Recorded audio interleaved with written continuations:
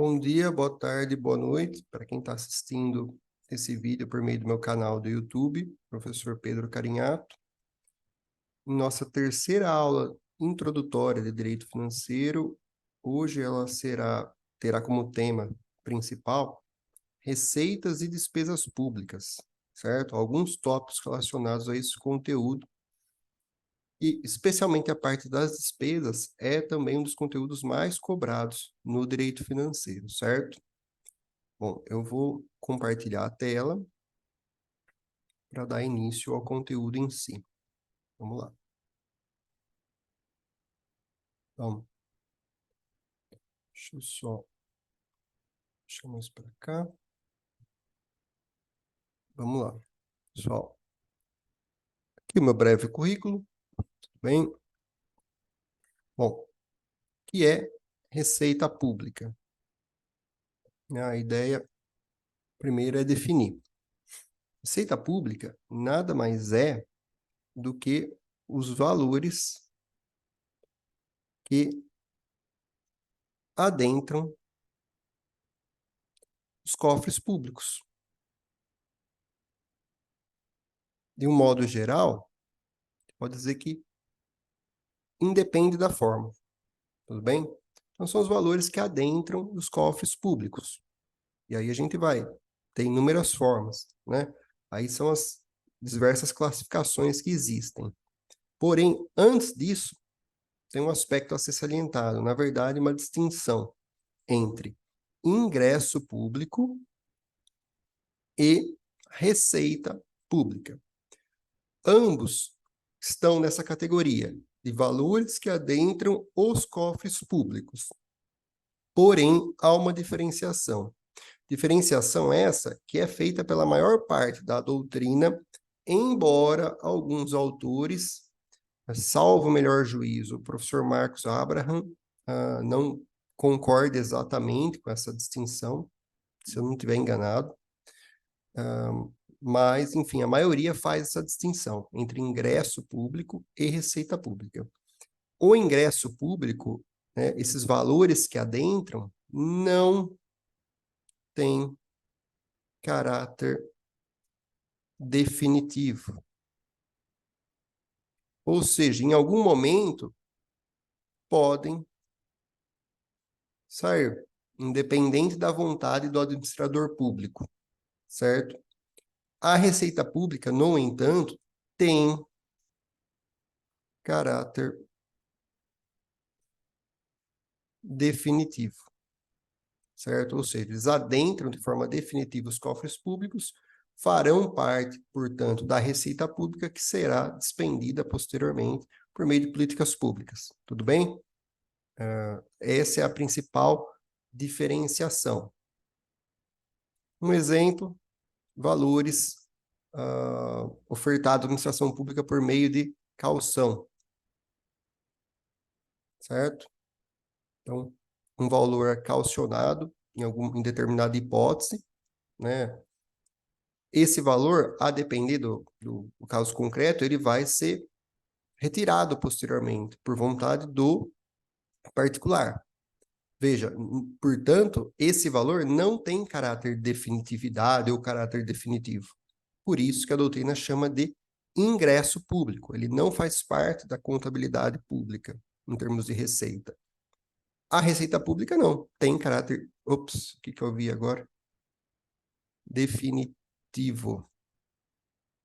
Certo? E exemplo, né? Valores arrecadados por meio de tributos. Certo? Ou uma tarifa, alguma coisa, um serviço prestado, um aluguel cobrado de um imóvel público e assim por diante, tá? Mas o melhor exemplo é o que a gente chama de tributo mesmo. Veja, aquele valor, pagou o IPTU, aquele valor é considerado receita pública, ele tem caráter de definitividade, certo? Tudo bem? Então, essa é a principal diferença entre ingresso público e receita pública. Algumas classificações, eu vou trabalhar com duas delas, que estão entre as mais relevantes no direito financeiro. Primeiro, quanto às fontes, tá?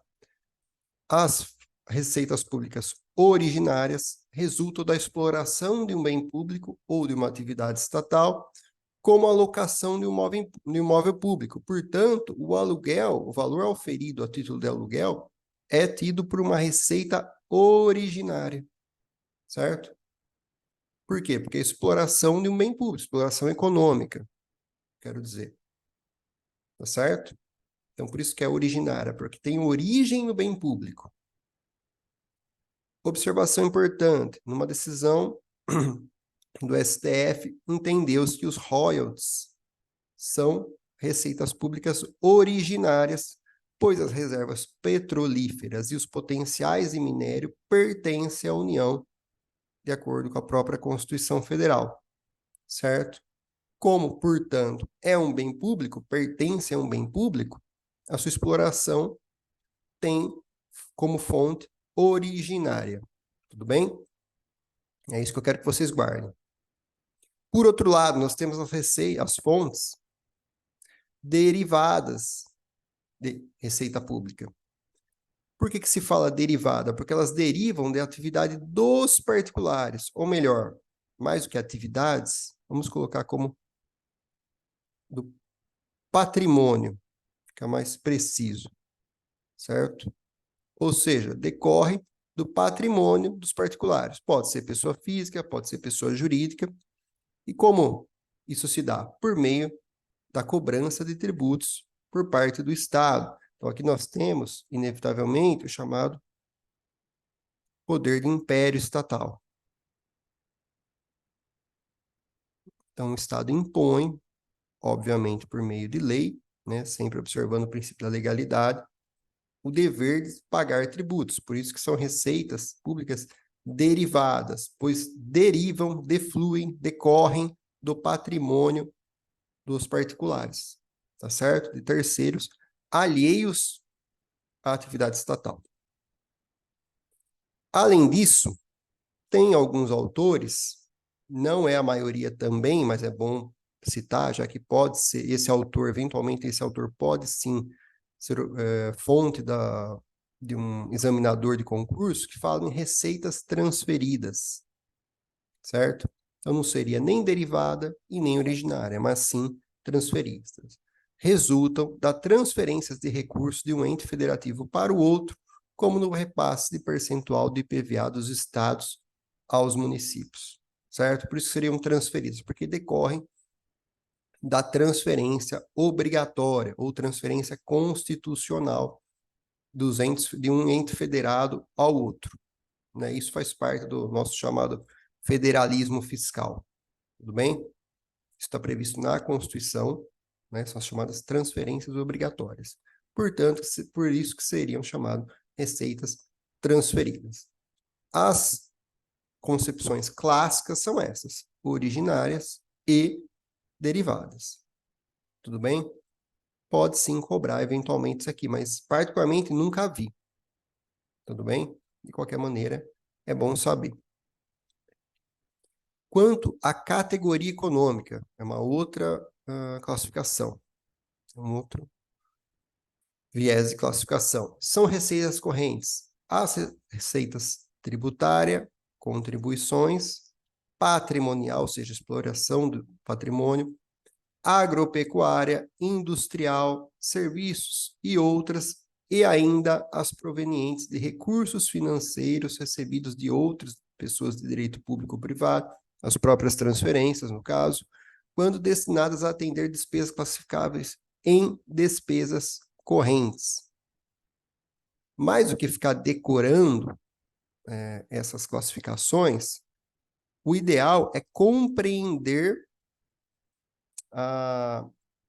e poder diferenciá-las das receitas de capital. Tudo bem? Aqui nós temos algumas características, depois eu retorno àquele quadro.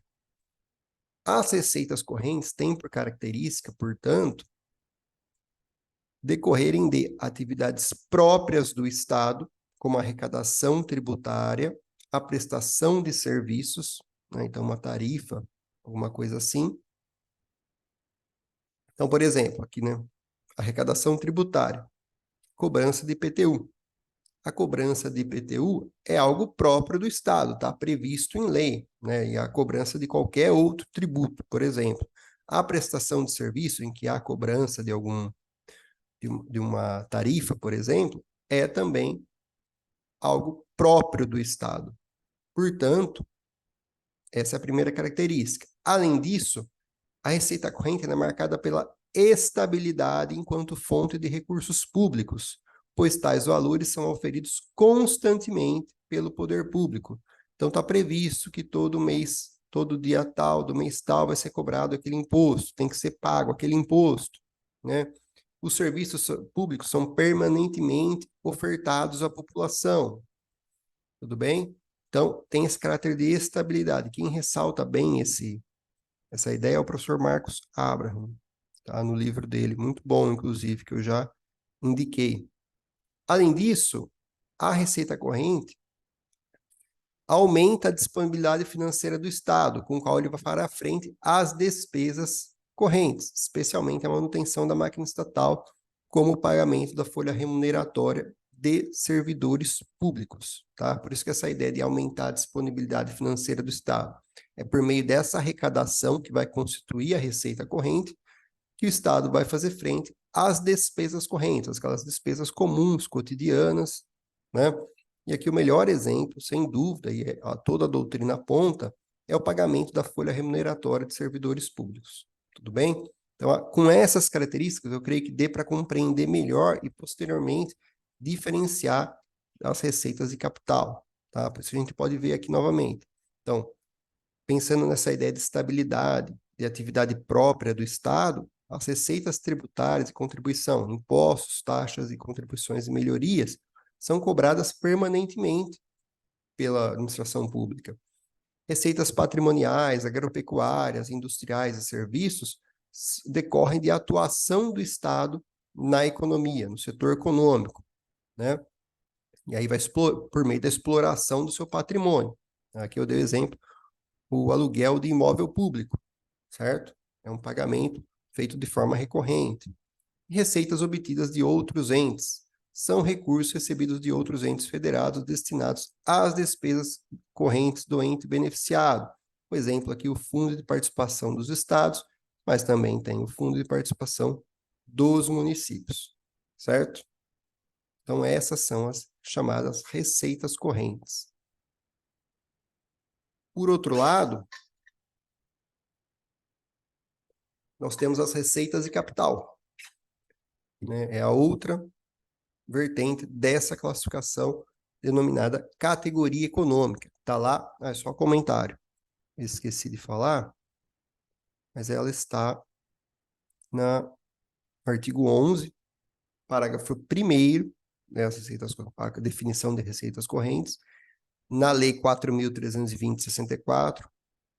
Por certo, por ser uma lei antiga, talvez devesse sofrer uma atualização, mas até o momento é que nós temos, né? Por isso nós temos que trabalhar com ela. Muitas vezes ela não se encaixa na nossa realidade atual, mas temos que compreendê-la.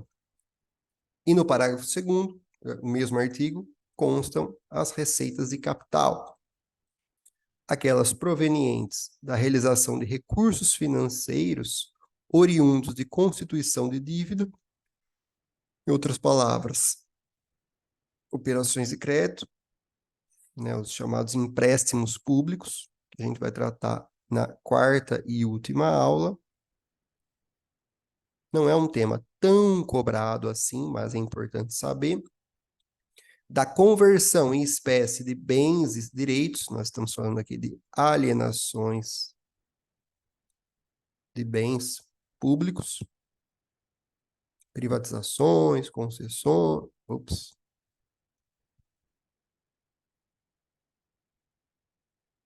certo?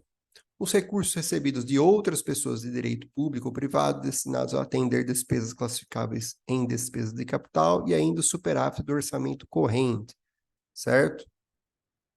Então, nós temos algumas ideias, alguns recursos classificáveis como receita de capital. Do mesmo modo, vamos compreender as características. receita de capital não está relacionada à atividade principal do Estado, mas a situações e decisões específicas, ou seja, pontuais. Por exemplo, não é toda hora que um município faz um empréstimo público junto a uma instituição financeira. Não é toda hora que ele aliena um bem, tá? Não é toda hora que ele recebe uma transferência de um outro ente federado. Por isso que não está relacionado exatamente à atividade principal do Estado, que na outra classificação das receitas correntes a gente chamou de, por exemplo, a arrecadação tributária, né? E a prestação de serviços públicos.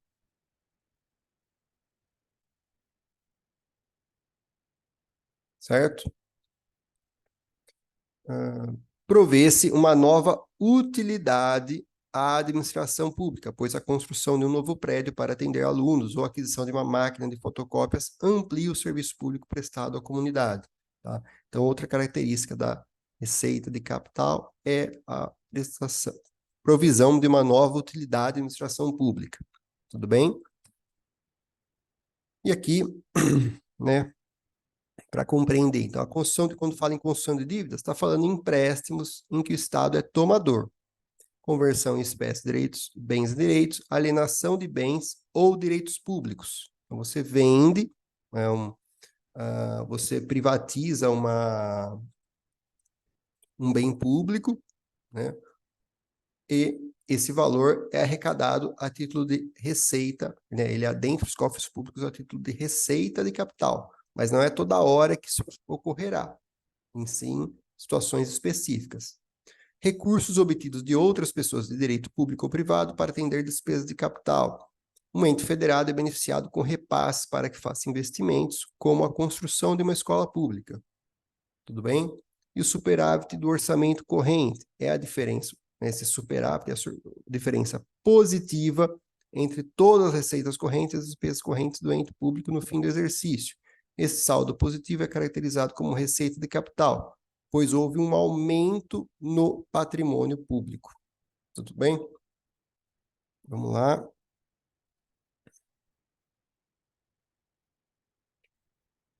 Uma regra importante, pessoal: receitas de capital devem ser aplicadas em despesas de capital, em receitas correntes, em despesas correntes. Qual que é a ideia aqui? Antes de responder o porquê, a resposta está aqui. Olha o que diz o artigo 44 da Lei Complementar 101 de 2000. É vedada a aplicação da receita de capital derivada da alienação de bens e direitos que integram o patrimônio público para o financiamento de despesa corrente. Então, esta é a regra. E por que isso? Porque em algum momento, veja, a despesa corrente, pela própria natureza, ela é contínua, né? Ou seja, toda hora ela aparece. E a receita de capital, não. A receita de capital, como eu disse a vocês, eu coloquei aqui, é uma situação específica. Então, você não pode ficar vendendo ativos públicos, estatais, para fazer frente a despesas correntes, mas sim a despesas de capital. Tudo bem? Por quê? Porque no limite, você vai dilapidar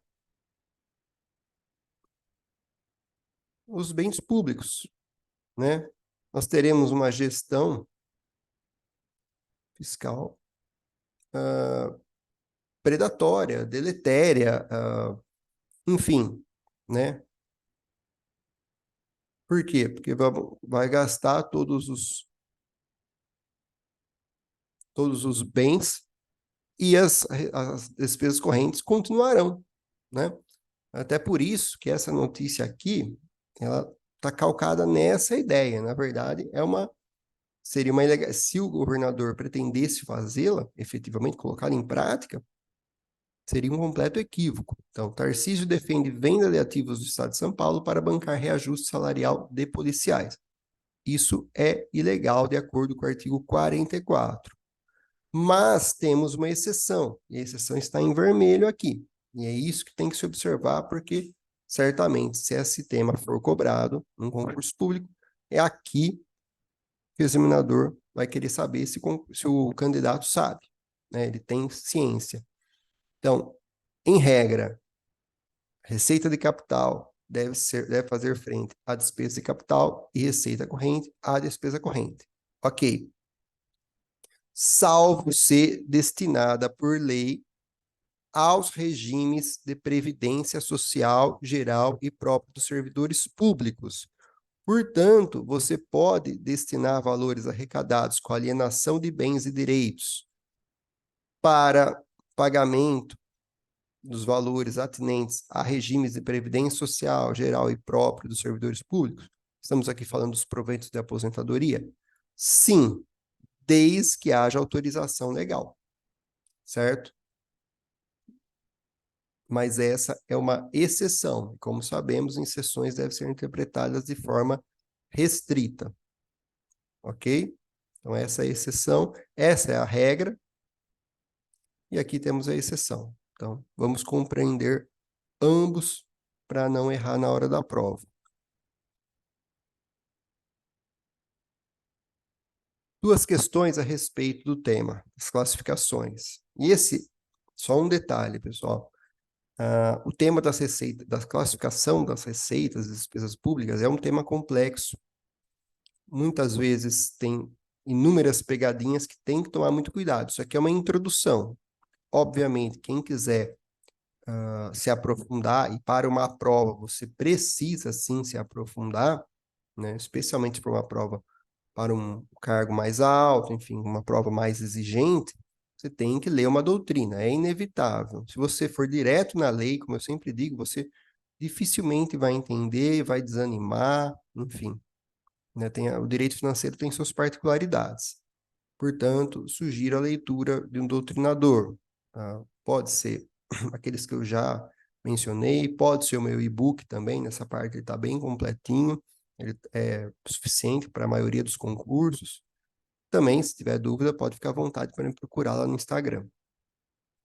Indique a alternativa correta. São exemplos de receitas originárias: as multas, os preços públicos e as compensações financeiras.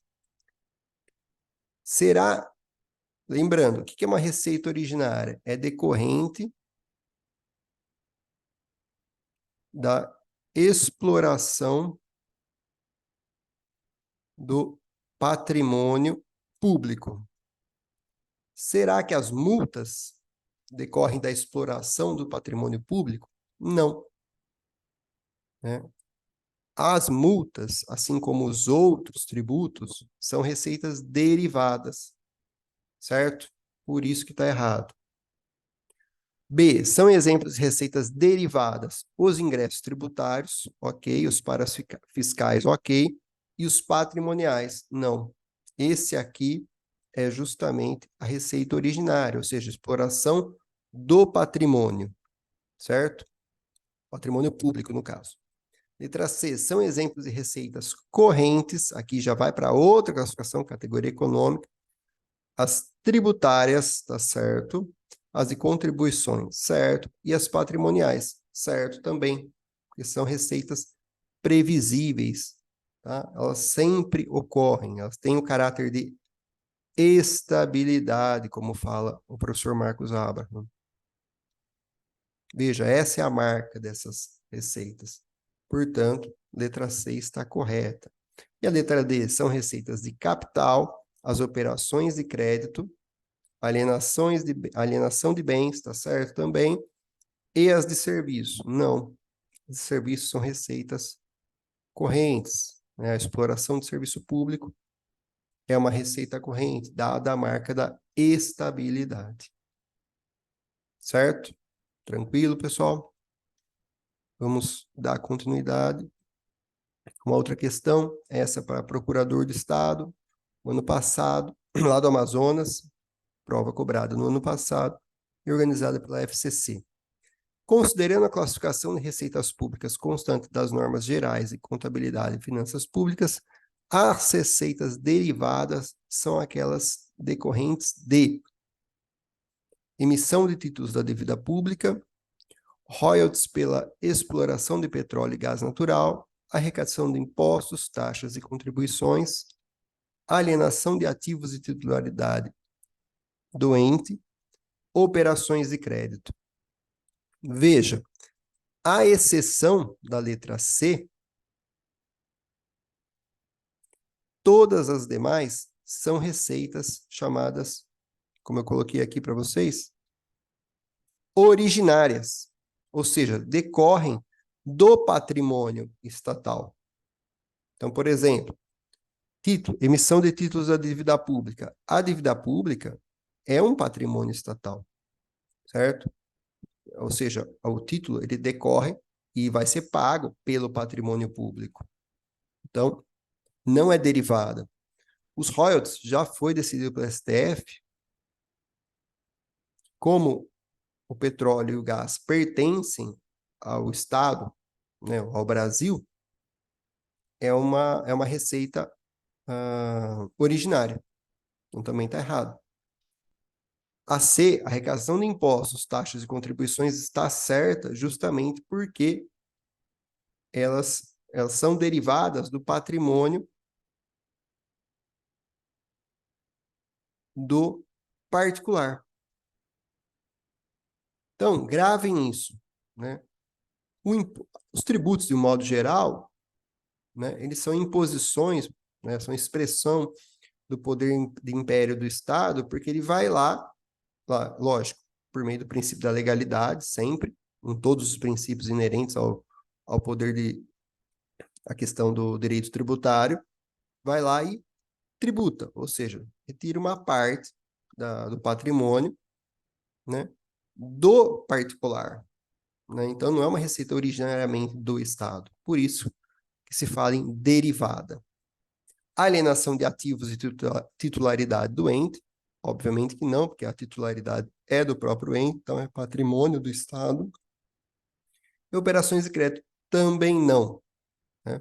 Porque também é patrimônio do Estado. Portanto, letra correta, letra C.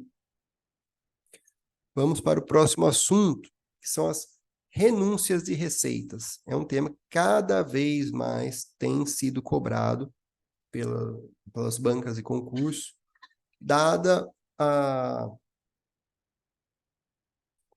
dificuldade, né, especialmente na questão dos detalhes que ela se apresenta. Vamos lá. Ela está prevista no artigo 14 da Lei Complementar 101 de 2000, né, uma das principais leis do direito financeiro, e vai dizer: a concessão, ampliação ou benefício de natureza tributária, então, ó, concessão, ampliação de incentivo ou benefício de natureza tributária, da qual decorra de renúncia de receita, deverá estar acompanhada de estimativa do impacto orçamentário financeiro no exercício que deve iniciar sua vigência e nos dois seguintes. A rigor são 3, portanto, né? Tanto que se fala em estimativa, para lembrar, trienal. Né? Já vi questão mudando isso aí. Estimativa bienal, enfim, tem que tomar cuidado. Atender ao disposto na LDO, ou seja, tem que ser compatível com a LDO, e ao pelo menos uma das seguintes condições. Então, não está dizendo que são as duas, uma pelo menos. Tudo bem? Primeira, demonstrar pelo proponente de que a renúncia de receita foi considerada na estimativa da receita da lei orçamentária, ou seja, está compatível com a LOA, na forma do artigo 12, e que não afetará a meta de resultados fiscais previsto no anexo próprio da LDO. Tá? Então, tem que demonstrar que já foi considerado, ou seja, não vai afetar a meta de resultado fiscal previsto na LDO. Tudo bem? Isso aqui vai demonstrar um planejamento, né, por parte da administração pública. Ou está acompanhado de medidas de compensação no período mencionado no CAPT, por meio do aumento de receita proveniente da elevação de alíquotas, ampliação da base de cálculo, majoração ou criação de tributo ou contribuição. Então, se o administrador público não previu a renúncia de receita, ele quer concedê-la durante o exercício financeiro, ele pode apresentar? Pode, não tem problema, mas tem que observar inciso 2. Então, em paralelo à concessão da renúncia de receita, ele tem que apresentar uma medida de compensação ou medida de compensatória. Justamente para quê? Em observância ao princípio do equilíbrio financeiro.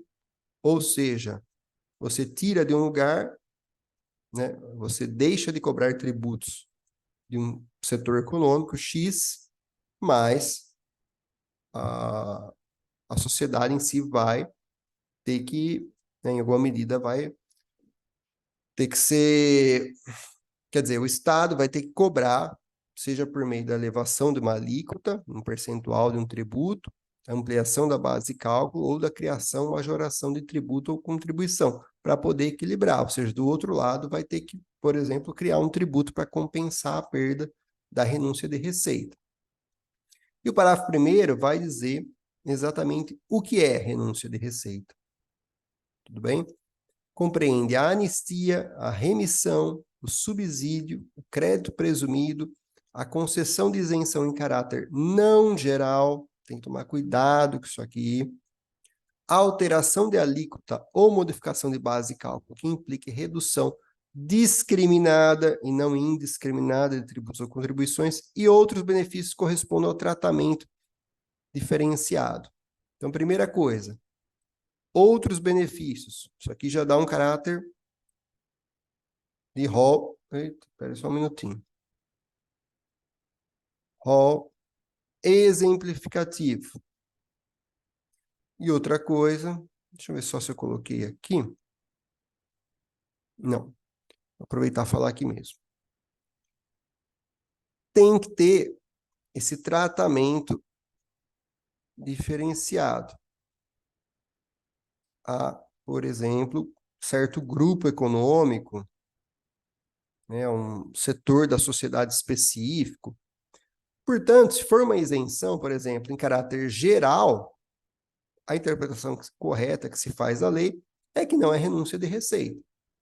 Agora, se for para determinados grupos econômicos, sim. Então, exemplo, é uma política para trazer novas empresas para o município, cria-se por meio de lei um programa em que as empresas que se instalarem no município, né, num prazo X, ficarão isentas de pagar ISS por X anos.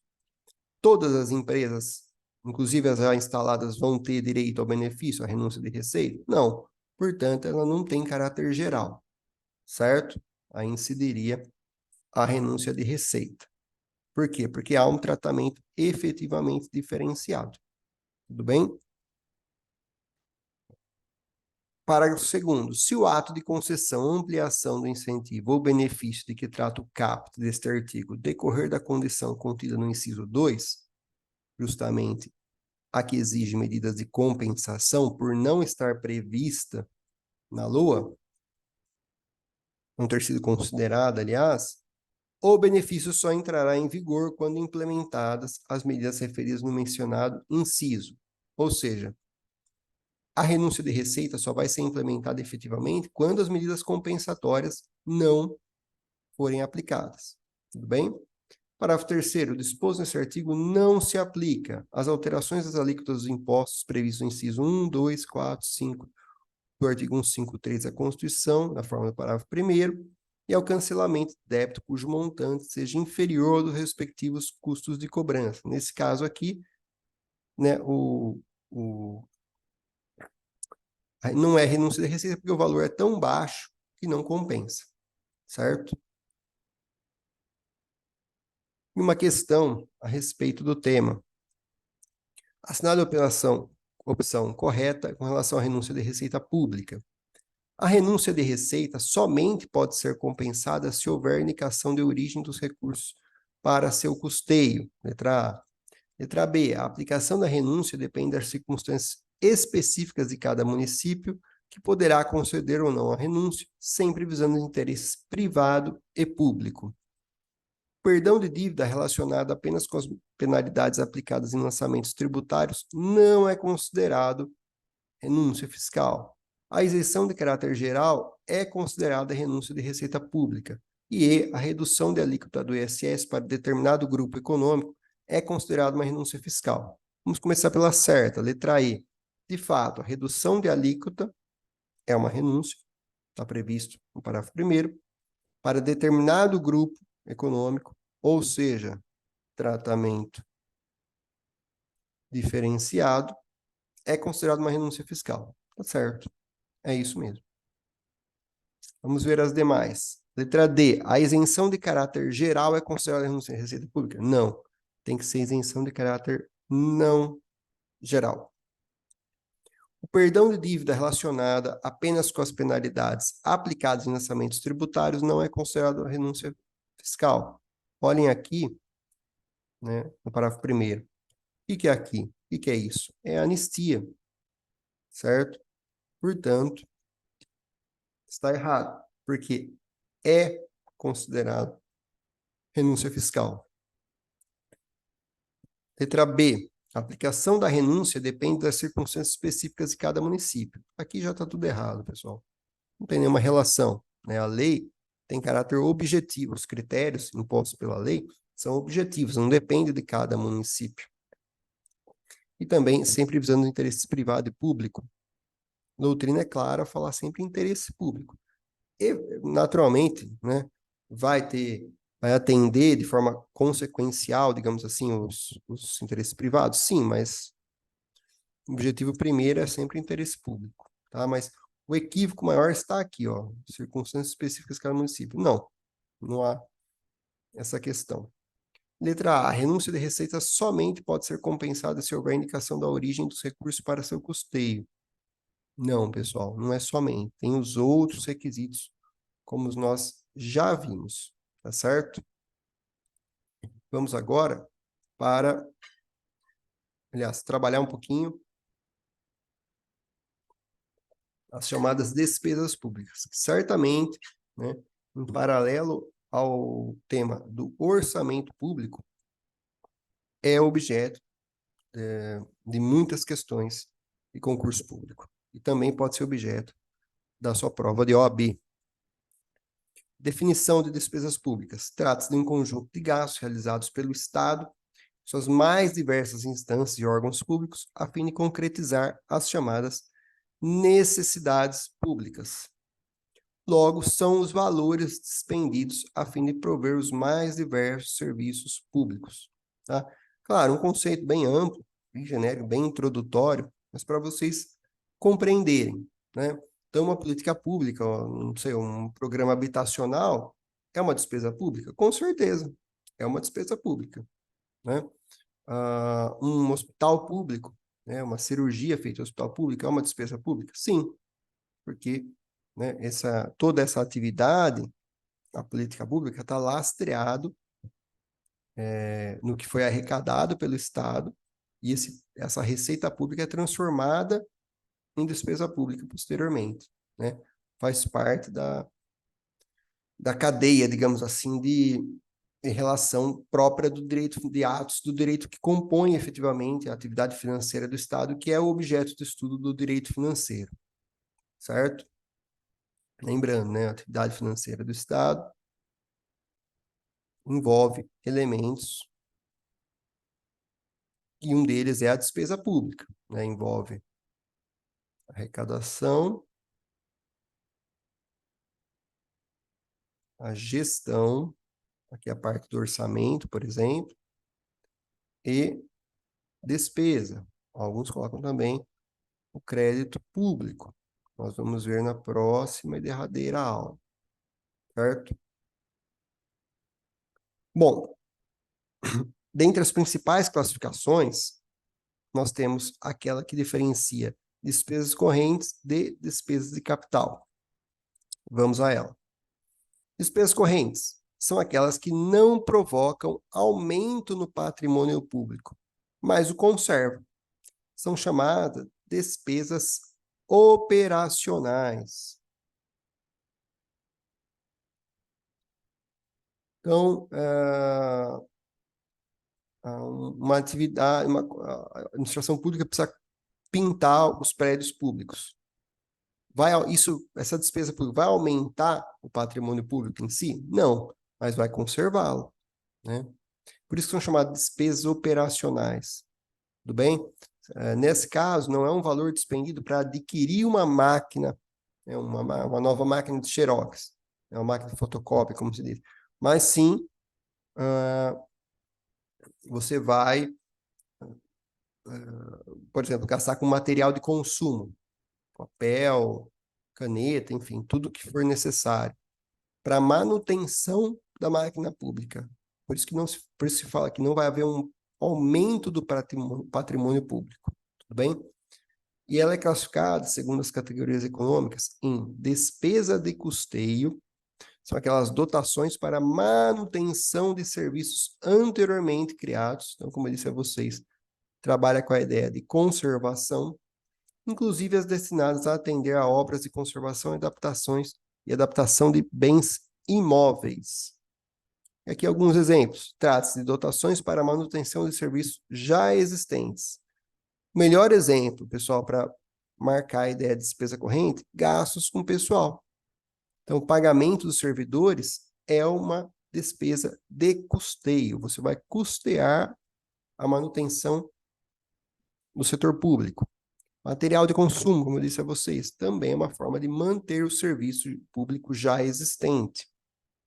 E a conservação de bens públicos. Exemplos: recapeamento asfáltico, pintura de uma escola pública, assim por diante. Trabalha com a ideia de conservação. Tá? Então, trabalha com essa ideia: despesa corrente, conservação do bem público, despesa de custeio. Tudo bem? Além da despesa de custeio, no parágrafo 2º, nós temos as chamadas transferências correntes. São dotações para despesas as quais não corresponda contraprestação direta em bens ou serviços, inclusive para contribuições e subvenções destinadas a atender à manutenção de outras entidades de direito público ou privado. Certo? Dois aspectos aqui a serem observados. Dotações para despesas às quais não corresponda contraprestação direta em bens ou serviços. Aqui, nós vamos trabalhar com esse exemplo. Pagamento de proventos de aposentadoria. Nessa hipótese, o servidor aposentado, ele presta um serviço na administração pública? Não mais. Quando ele era servidor efetivo, né, em exercício, sim. Né? Então, o pagamento de proventos de aposentadoria é uma transferência, é classificado como transferência corrente. Por isso que a diferenciação e a despesa de custeio, os gastos com pessoal, só para deixar bem claro aqui, da ativa, tá? Servidores que estão em serviço, despesa de custeio. Os aposentados, transferência corrente. Essa segunda parte, contribuições e subvenções destinadas são os repasses de recursos a entidades de direito público ou privado sem que haja contrapartida pelo beneficiário. Então, ele não tem que devolver algum valor, algum serviço especificamente, algum valor, efetivamente. Né? Depois tem uma parte abaixo desse parágrafo segundo, falando sobre as subvenções, fala a diferença entre subvenções econômicas e subvenções sociais. Basicamente, subvenção econômica é um valor, enfim, transferido pelo poder público para entidades lucrativas, e subvenções sociais são aquelas valores transferidos a entidades sem finalidade lucrativa, mas seria interessante dar uma lida para averiguar os detalhes. Tudo bem? Despesas de capital são aquelas que proporcionam aumento no patrimônio público, por meio, seja da implantação ou da criação, ou da expansão de serviços públicos, ou seja, vão ser criados, né? Vai construir uma nova escola, vai aumentar aquela escola que já existe, ou um novo prédio do setor, uma nova ala de um hospital público, certo? Então, isso é chamada despesas de capital. Classifica-se como investimentos as dotações para o planejamento e execução de obras. Então, tudo que for gasto para planejar e executar a obra, inclusive as destinadas à aquisição de imóveis considerados necessários à realização destas últimas, as obras, bem como para os programas especiais de trabalho, aquisição de instalações, equipamentos, material permanente e constituição ou aumento de capital de empresas que não sejam de caráter comercial ou financeiro. Então, toda obra que for construída, né, todo prédio público que for construído, vai ser considerado despesas de capital, que são programas especiais de trabalho.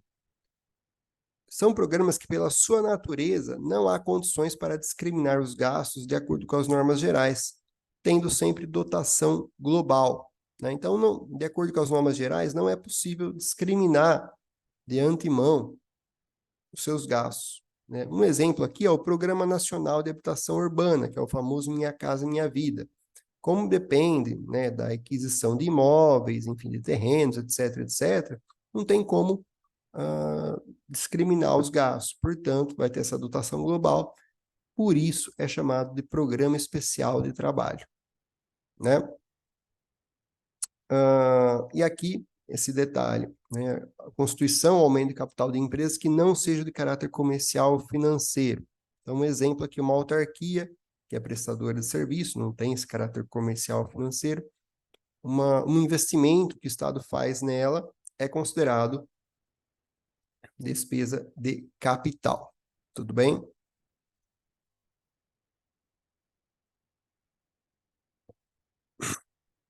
Parágrafo 5º, que não estamos falando de investimentos, mas sim de inversões financeiras.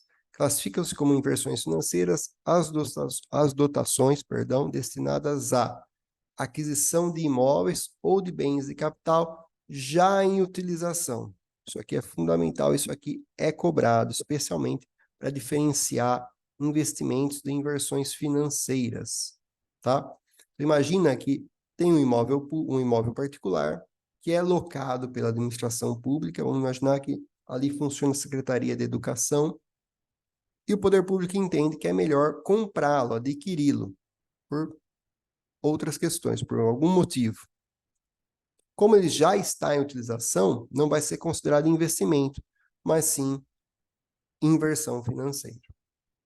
2. Aquisição de títulos representativos de capital de empresas ou entidades de qualquer espécie, já constituídas, quando a operação não importe aumento de capital.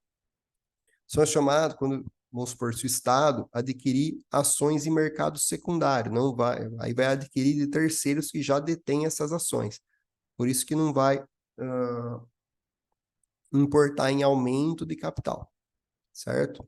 E 3, constituição ou aumento do capital de entidades ou empresas que visem objetivos comerciais ou financeiros, inclusive operações bancárias ou de seguros. Portanto, pessoal, essas 3 hipóteses são classificadas como inversões financeiras. Tudo bem? Parágrafo 6º trata das transferências de capital. São transferências de capital, isso quer dizer, dentro das despesas de capital, né, a terceira classificação, primeira investimento, segunda inversão financeira e a terceira transferência de capital.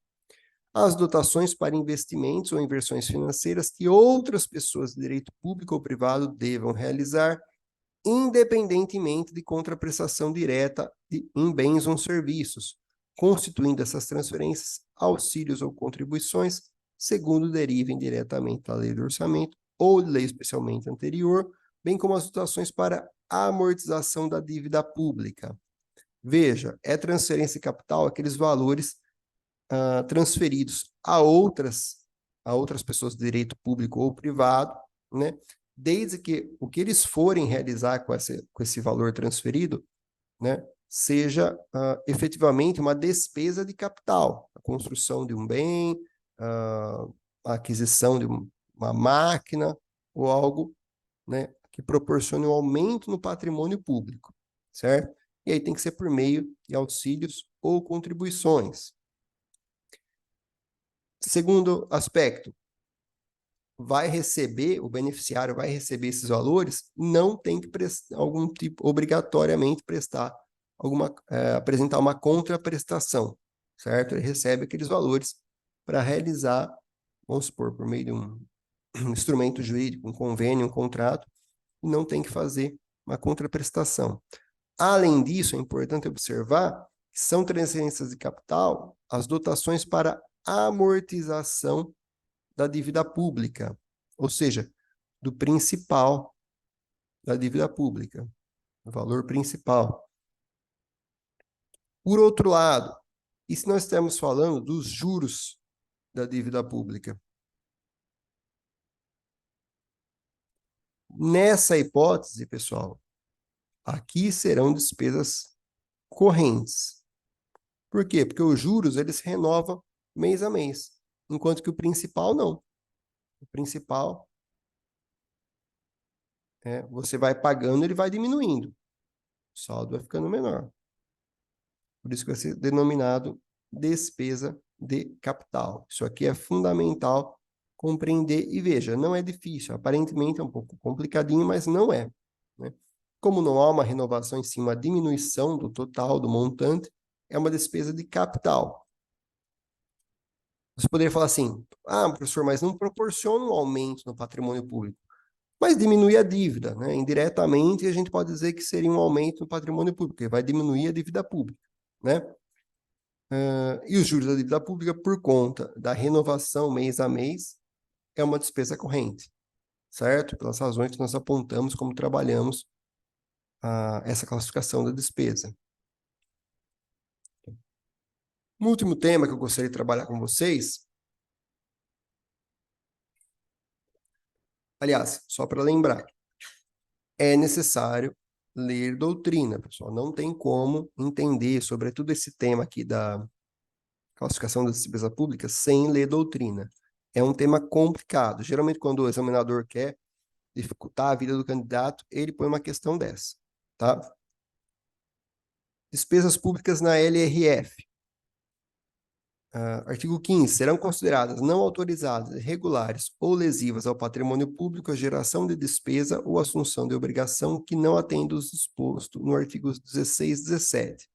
16. A criação, a expansão ou aperfeiçoamento, né? Então, a gente pode chamar aqui de CEA, de ação governamental que acarrete aumento da despesa será acompanhado de... Então, veja, ação governamental é um tema bem amplo, né? Um conceito bem amplo mesmo. A ideia é ser o mais amplo, mais genérico possível.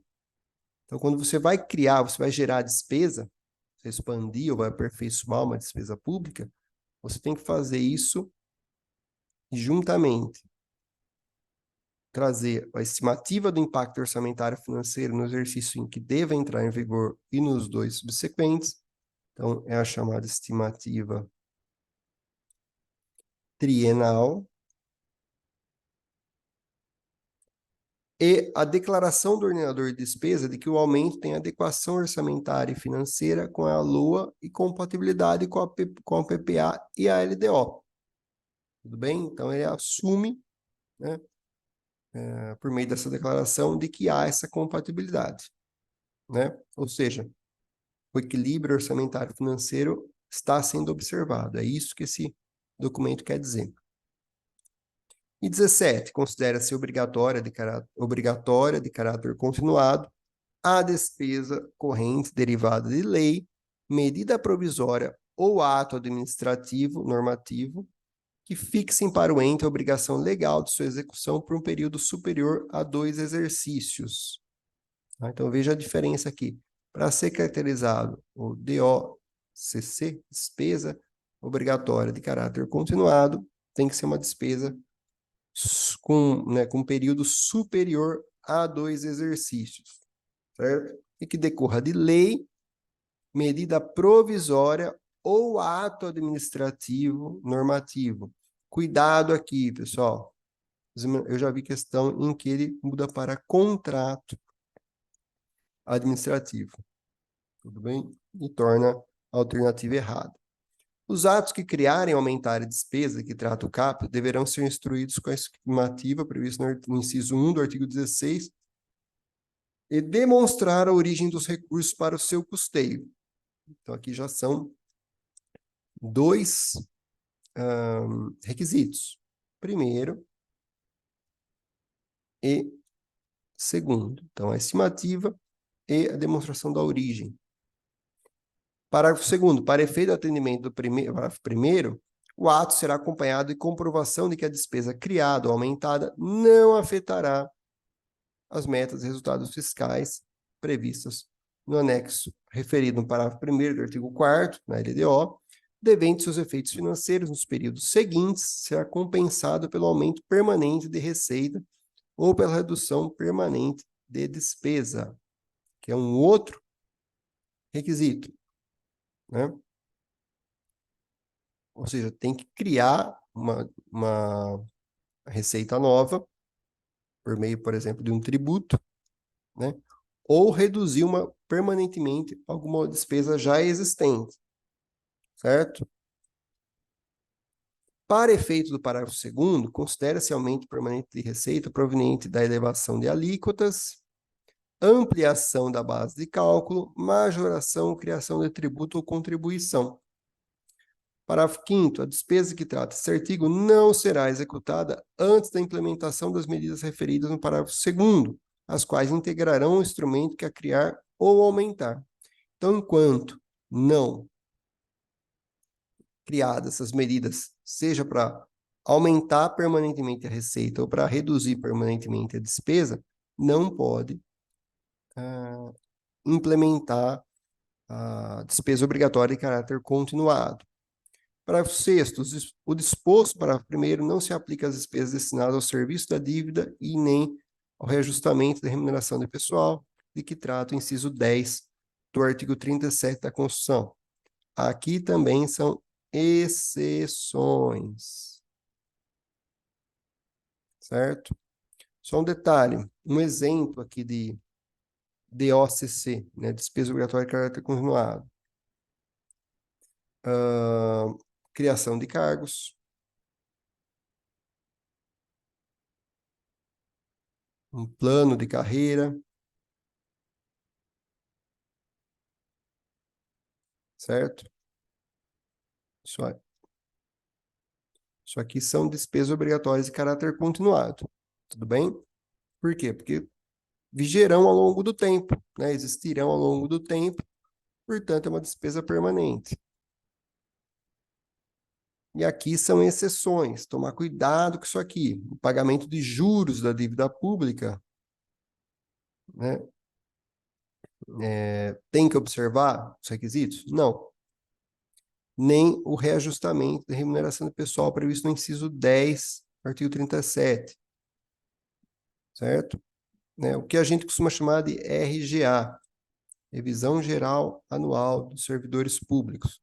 É uma exceção aos requisitos da despesa obrigatória de caráter continuado. Certo? Aqui eu trago uma tabelinha que vai diferenciar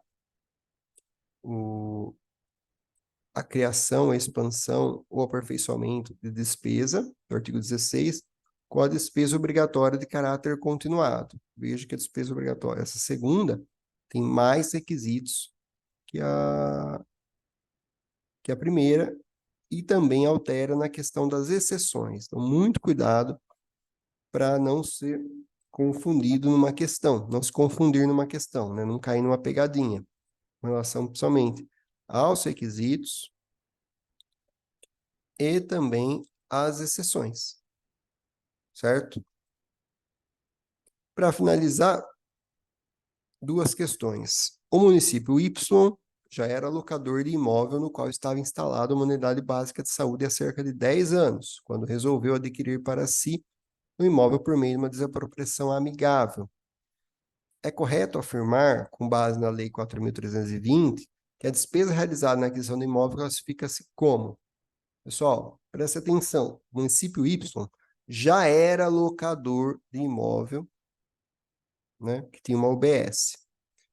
E ele resolveu adquirir para si o imóvel. Nessa hipótese, nós estamos falando efetivamente de uma inversão financeira.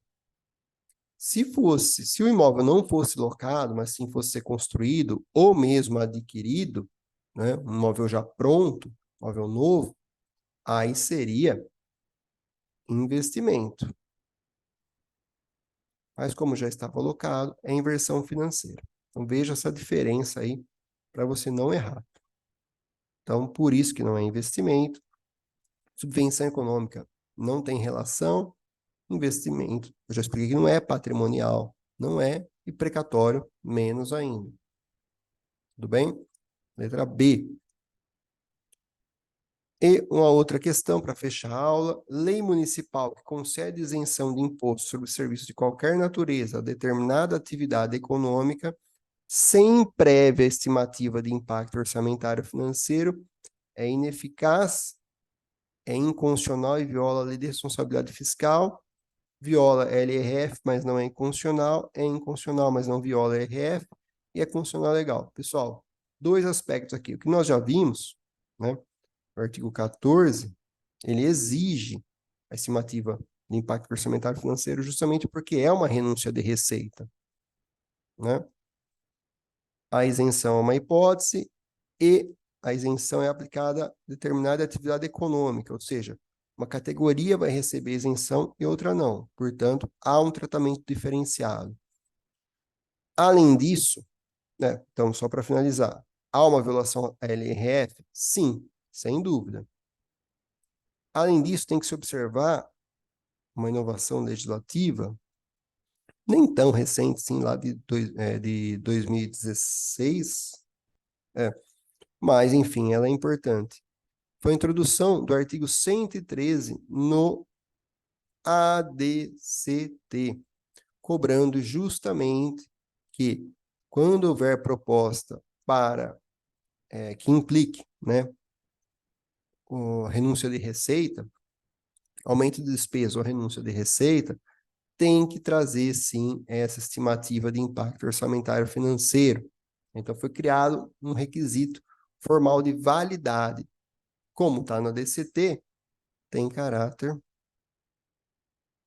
constitucional. Além disso, o STF já entendeu que essa norma alcança todos os entes federados. Então, alguém poderia falar, professor, mas está na Constituição, mas aqui está falando em município, será que não seria apenas para o governo federal? Não. Entendimento do STF é que alcança todos os entes federados. Portanto, a letra correta é a letra B. Nessa hipótese, né, a lei vai ser tida como inconstitucional e violadora do artigo 14 da Lei de Responsabilidade Fiscal. Tudo bem? Aqui para fechar, primeiramente agradecer quem estiver assistindo a essa aula, né? Aqui estão os meus contatos. Quem tiver interesse ou necessidade, enfim, quiser fazer alguma pergunta, me procure tanto no Instagram, assista aos meus vídeos no YouTube e pode enviar e-mail para a gente trocar ideia, tá certo? Um abraço a todos e até a próxima.